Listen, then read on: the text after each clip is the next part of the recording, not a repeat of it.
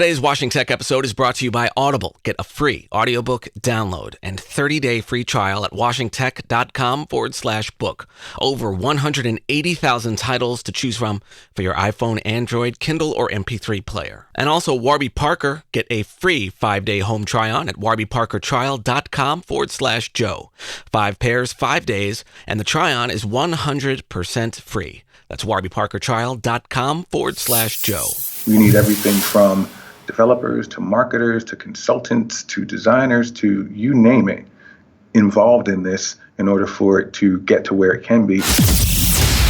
Welcome to the Washington Tech Policy Podcast. We deliver the latest tech policy news and brightest tech policy experts to you, wherever you are, so you can stay productive, relevant, and informed in less time. From Washington, D.C., it's the Washington Tech Policy Podcast with Joe Miller.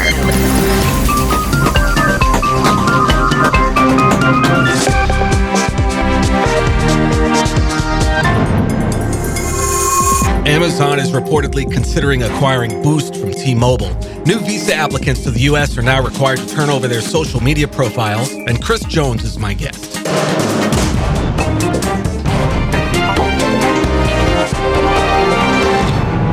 Hey everybody, Reuters reports that Amazon is considering purchasing Boost from T-Mobile.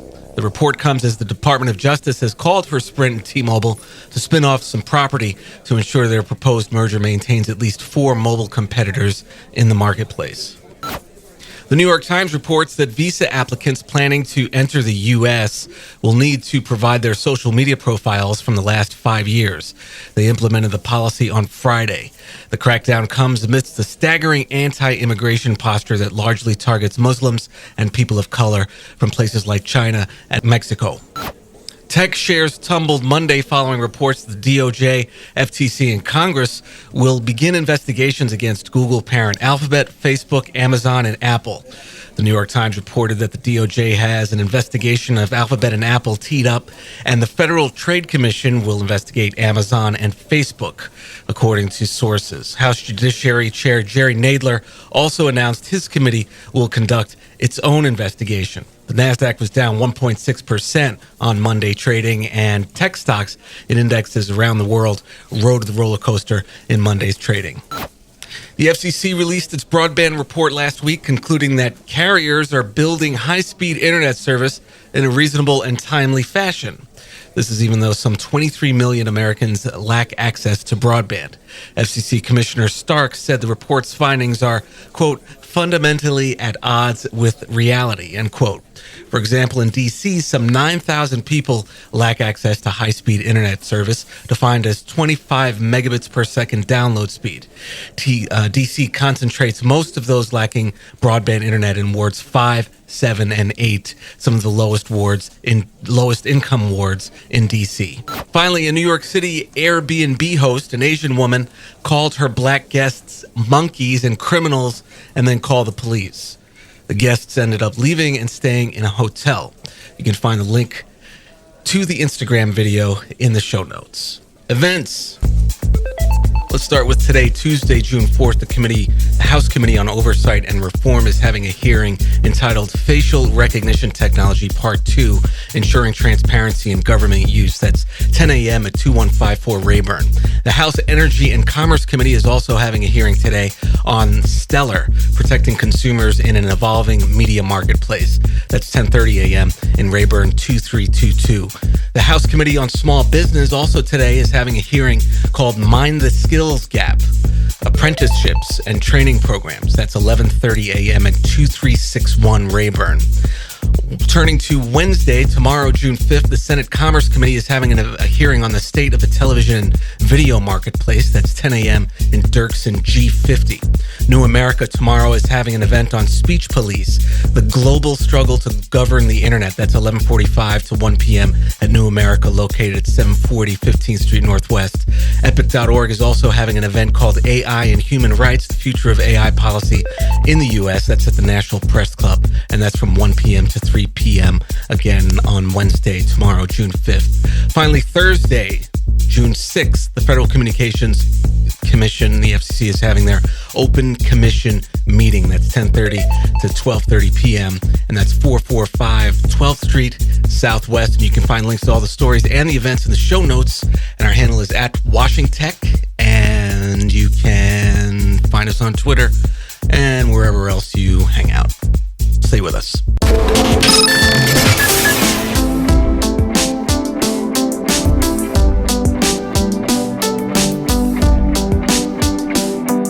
Audible is offering you 30 free days to enjoy access to hundreds of thousands of audiobooks.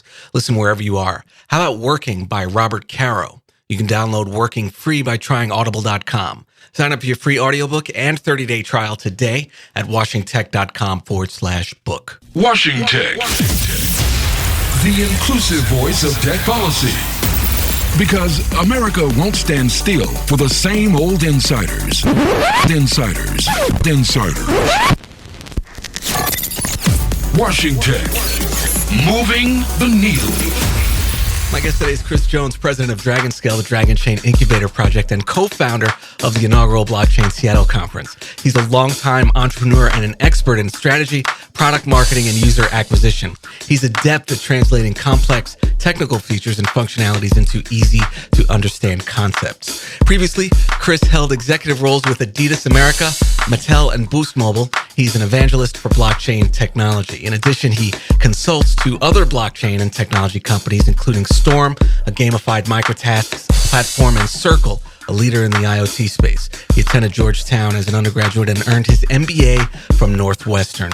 Please welcome Chris Jones. Welcome. Thank you. Wonderful to be here. So tell us about yourself, sir, and what brought you to blockchain. Sounds good. So originally went to undergrad at Georgetown. So DC is a second home to me. And eventually found my way into business school at Kellogg and studied marketing and management. And then been doing entrepreneurial stuff for about the last decade or so. I was in Australia for most of that time where I was living, and then moved back and started doing some consulting for some companies that were involved in the blockchain space here. And I became immediately enamored with the technology and what it could offer. And I was between startups at the time, so I spent 6 months every day just studying the technology, trying to understand how people were going to use this technology, because I thought that the potential for it was massive. And, you know, we've had guests on the show previously discussing blockchain, but it was a while back. Can you give us a sort of a refresher on what blockchain is and why it's important, particularly for everyday people? Yeah, and I'll try to focus on a non-technical definition, because you can find a technical definition anywhere you want to go. The way that I like to explain to people is most of us have phones, either iOS or an Android, and say you have an iOS phone, there are people who build applications for that iOS, 3 million plus at this point. And blockchain is a protocol just like iOS, and you can build applications for it, lots of different applications. It just so happened that the very first application built for blockchain happened to be a cryptocurrency, which we all now know is Bitcoin. And blockchain solves some specific problems and has some specific benefits that are quite useful that apply both for Bitcoin but also across a range of other areas. First and foremost, blockchain enables a peer-to-peer transaction, meaning you can transact as Bitcoin was supposed to be, as digital cash. In the digital world, typically if I share something with someone, what do? I make an exact identical copy of it. So if I send you a PDF, I make an identical copy of it and I send it to you. If that's cash, how do you know that you can spend it? How do I know that I've given it to you? How does someone know that you can spend it? Well, blockchain solved that specifically for cryptocurrency. So I could send you a digital dollar. You would know you have it. And more importantly, when you go to spend it, the people that you go to spend it with would know that you have that dollar. So that peer-to-peer piece was quite valuable. Second, blockchains are immutable, meaning you can't change the data in them. You can't go back and change the data in them. So I refer to this as like a database with no admin. Once that information is put into there, it cannot be changed. That's really valuable when you think about things like, say, compliance, or if you're working in groups where you need to trust people, or where the integrity of data, trusting data is of vital importance. And then lastly, blockchains are transparent, enable greater transparency. So you can imagine it in government, if we're able to see how funds are getting dispersed and used more effectively, then that would enable us to have better government and better accountability. So those are just three of the things that blockchain enables. I just wonder about the value of blockchain for folks who are of moderate means or low income. Can it help them? Yes and no. And the reason I say yes and no is because it's no cure-all for all of our social ills. But what blockchain enables and what it's doing right now, particularly in the unbanked world where there are folks that for a number of reasons, whether it be their location or identity challenges, where they're unable to get bank accounts and the like, blockchain enables us to bring them into our financial system by enabling them to exchange and move currency in ways that they haven't been able to do before. So there's definitely some opportunities there. But I would say, particularly when I think about things here in the U.S., the biggest opportunity is for people to get involved, go to a meetup, learn about the technology. We need everything from developers to marketers to consultants to designers to you name it involved in this in order for it to get to where it can be. And there'll be a lot of opportunities created as a result of that. And all it takes is a desire and willingness to learn. Sounds like the issue really is awareness for a lot of folks. I'd love to hear, like Ebro or somebody in the morning on Hot 97 in New York talking about blockchain. I mean, how are they using it? So the messaging issue is really critical there, and the environment and the context that people are talking about blockchain is important. What are some current public policy issues, Chris, affecting the industry here in Washington? Yeah, so right now, for those of us in the space, the lack of regulatory clarity is really stifling innovation. This space is no different than, say, artificial intelligence, in that we want to lead the world in it. We want to be the innovators as a country, the United States. We can't do that without some changes. There are 8 principles that were laid out in a national action plan for blockchain, put forward by the Digital Chamber of Commerce, which talks about some of the ways as a country and as policymakers we can improve the environment here. I'll just focus on 3 simple ones. 1, we just want our government to encourage innovation in this space. 2, we want them to take a light regulatory approach while these key innovations are being established and while focusing on prosecuting any clear violations of law. And 3, that any regulations should be based on the function performed, not the underlying technology. So it should be about what people are doing with the technology, not the technology itself. And so those are some of the things that we're, really thinking about and pushing for, because where this technology is in this development, it's like 1994 internet. It's pre-Netscape IPO. It's before all of us had AOL, for those of us who are old enough to remember that. So we're in the early stages of this technology. We don't want to regulate it to the point where we're not able to get to the things that this technology will be able to do in the future. So you mentioned light touch as being clear violations of the law. What about unclear violations? With a light touch approach, how would we monitor for things happening under the radar? Yeah, so for most of the projects that are involved, particularly those here in the U.S., there's ample opportunities to track what's happening, in large part because of the transparency that is offered by currencies like Bitcoin and Ethereum. You can see all the transactions that take place. You can see every single address that every transaction has ever happened on Bitcoin or Ethereum. So being able to track that and monitor that is not something that is overly hard. And in fact, law enforcement officials, they love it when they hear that people are trying to use Bitcoin to do nefarious things, because it's easier to trace and track than cash is. So there's ample opportunity to be able to monitor and protect folks from nefarious activities and fraudulent activities. And you talked a little bit about blockchain potentially helping unbanked communities, unbanked folks. What are some other social justice applications of blockchain, particularly on the local level, but also nationally and internationally? Yeah, I'll give an example. one of my favorite examples of how smart people thought about using blockchain in order to get around in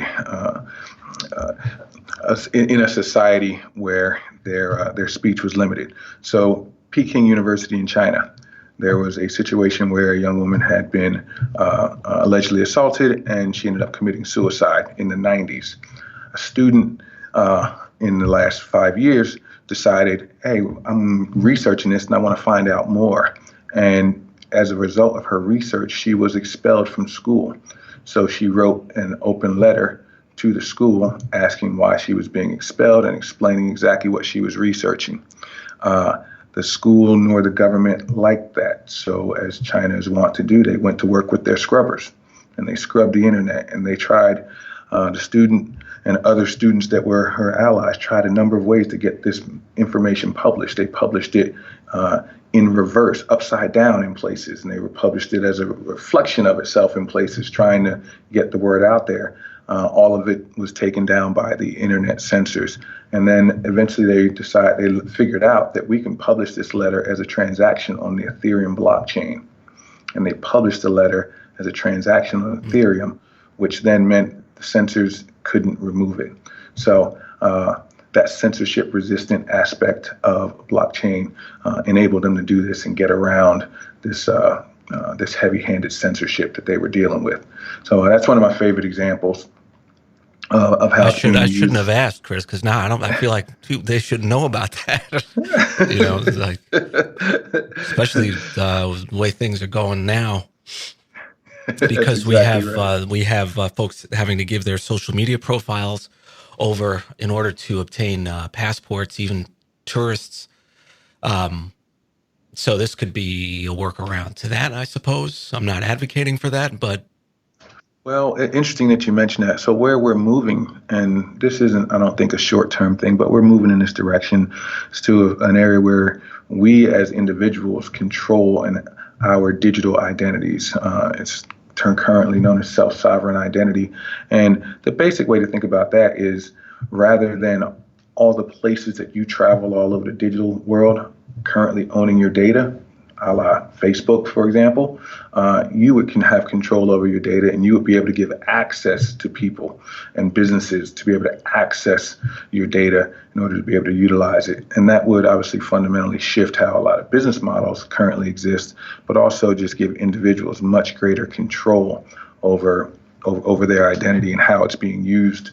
So that's, I think that's several years off in terms of widespread adoption of something like that, but we're going to start to see it in smaller proof of concepts and the like.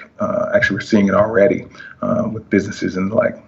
So give us some examples of how policy professionals working at government or nonprofits, NGOs, how can they use blockchain?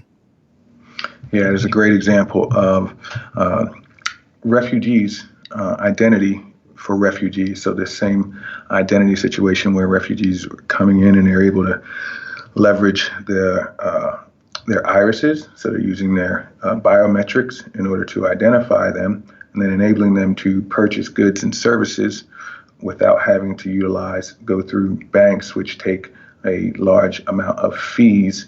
And also they're able to speed refugees through the system so that they can get access to the resources that different programs provide. That's one active example being used right now. So you go to the supermarket, you can buy your goods and services using your your account is debited without having to go through a bank.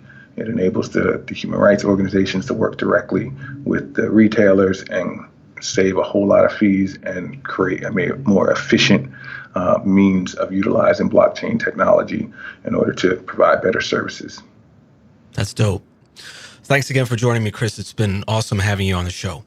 Thank you. Now let's turn to your icebreaker question, career advice, and pick for our book this week.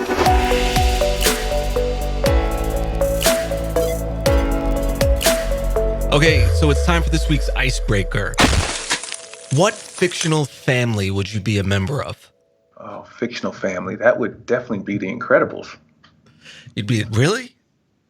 Absolutely. I'm about to date myself, man. I would want to be part of the family in good times, man. I knew you were going to say that. How did you know I was going to say it? How did you know I was going to say that? I was going to say it was either Good Times, or I was going to say you wanted to be in you wanted to be with Willis and Arnold. No, come on, man. You got to give me more credit than that. You got to give me more credit than that, man. That's funny. So career management insights. Folks are mid-career, early career. What advice would you have for them? The very first thing, just two quick things. One, find a mentor. Find someone who can help you, guide you, give you some advice, who are in the room when you're not in the room. I encourage actually people to find two mentors, one within their company and one outside at least. And then the second is, as you move up in your career, beware of your strengths. As you move to your next role, what made you successful in your previous role might not be the thing that's going to make you successful in your next role. So just be aware of that and be aware of what you need to be focusing on as you move up through your career. What are you reading these days? I recommend folks to check out Blockchain in the Boardroom. The reason I do is because it's a book that is written from the perspective, again, a non-technical perspective. It allows you to think about some of the longer-term impacts of this technology and how you, in your business life, might want to be thinking about it. And that's by Jennifer Wolfe. Well, thanks again, Chris, for joining me. What are some final ideas you'd like to leave with us before we close, and where can we find you online? Yeah. So last idea, educate yourself. Go out there, find a meetup. The people at these meetups are all very friendly. Begin to learn about this. It's going to have an impact on how we live. And you can find me at Twitter, cjones2002. Our company is at Dragonchain, www.dragonchain.com. And if you're interested in building blockchain applications, you can find us there. And please feel free to reach out. And you've been listening to Chris Jones, Chief Marketing Officer of Dragonchain. Chris, thanks for joining me. Thank you. Really appreciate it, Joe. I'm glad I didn't say what's happening. You really wanted to be broke. That concludes episode 188 of the podcast. Thanks so much for listening. So before coming into this interview, and really for a few years now, I've been skeptical about blockchain. To Chris's point, I was overwhelmed by the technical jargon, but after hearing what he has to say about its application for the unbanked and potential for social justice if we improve awareness in the right context, I'm willing to give blockchain a chance. If you like what we do here, we'd love to hear from you. Please take a moment, head over to Apple Podcasts, give it a review. It helps others know what they can expect from us and really helps us out. Thanks again for listening, and I'll see you back here next week. Take care. Washington Tech.